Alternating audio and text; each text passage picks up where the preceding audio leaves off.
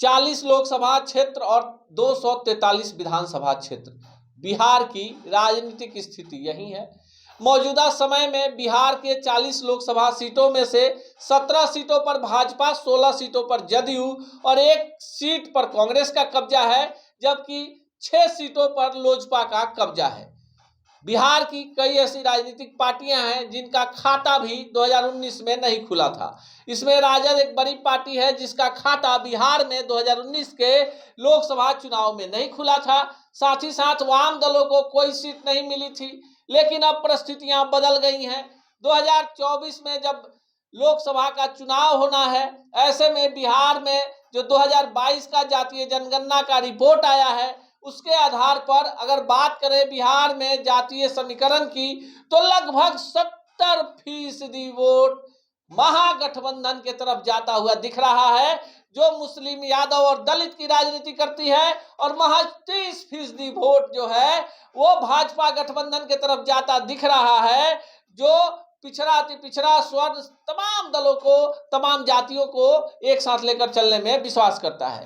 तो बिहार में क्या होगा, 40 सीटों में भाजपा का कितना बढ़िया प्रदर्शन होगा, इस वीडियो में हम आपको वही बताने जा रहे हैं। मेरा नाम अनूप नारायण सिंह है और आप बिहार टॉक के डिजिटल प्लेटफॉर्म को देखना शुरू कर चुके हैं। बिहार में जब 2024 का लोकसभा चुनाव होगा तो तमाम राजनीतिक दलों के लिए सबसे बड़ी समस्या जातिगत आधार पर टिकटों का वितरण होगा।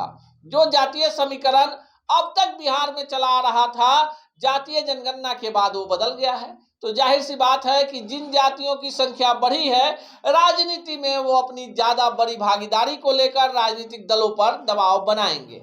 बात करें तो बिहार में यादव जाति नंबर 1 पर है, तो यादवों का जो वर्चस्व पहले से रहा है बिहार की राजनीति पर, वो अब कुछ ज्यादा ही बढ़ने वाला है, लोकसभा में भी और विधानसभा में भी।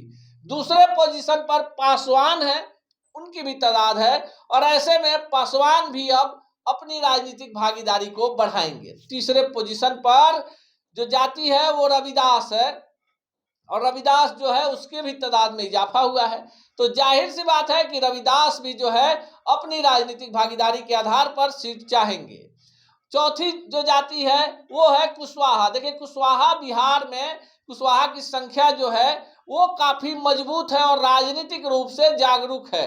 ऐसी स्थिति में भाजपा ने पहले ही सम्राट चौधरी को प्रदेश अध्यक्ष और मुख्यमंत्री का भी उम्मीदवार लगभग घोषित कर रखा है। कहीं ना कहीं भाजपा फायदे में है। तो क्या राजद और जदयू पिछड़ जाएगी? तो आपको बता दें कि जदयू के भी प्रदेश अध्यक्ष उमेश कुशवाहा इसी जाति से आते हैं।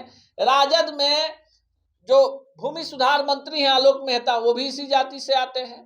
तमाम जो कवायदे होंगी जातिगत आधार पर। स्वर्ण जातियों की बात करें तो ब्राह्मणों का सीटों में इजाफा होगा। वो कौन कौन सी लोकसभा सीटें होंगी जिस पर ब्राह्मणों का दावा होगा? सभी दलों में।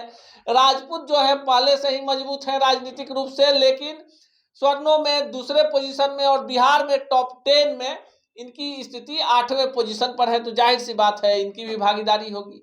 इसके बाद जो जातियां हैं, तमाम जातियां जो हैं अपने संख्या बल के आधार पर बिहार की राजनीति में अपनी अपनी भागीदारी सुनिश्चित करेंगे। और सभी दलों के लिए इस बार माथापच्ची करना होगा कि जो परंपरागत सीटें रही हैं, जिस जाति का उम्मीदवार अभी तक जीतता आया है, अगर उसका टिकट कटेगा तो क्या होगा, क्या बड़ा सवाल उठेगा, इस पर भी चर्चा होगी। लेकिन इसी बीच एक बड़ा सवाल है कि क्या बिहार में राजनीतिक रूप से अब जो बिसाते बिछेंगी, जो मोहरे बिछेंगे, वो जात के आधार पर होंगे, जमात के आधार पर होंगे। तो जाहिर सी बात है कि बिहार में जिन्हें भी सिंबल मिलेगा जात के आधार पर मिलेगा, और उन क्षेत्रों से मिलेगा जिन क्षेत्रों में उनकी जाति की तादाद ज्यादा है। इसी तरह की तमाम खबरों के लिए देखते रहिए बिहार टॉक। ऐसी ही खबरों के लिए जुड़े रहिए बिहार टॉक से। यूट्यूब पर लाइक और सब्सक्राइब करें, बेल आइकन जरूर दबाएं। फेसबुक, ट्विटर और इंस्टा पर फॉलो करें।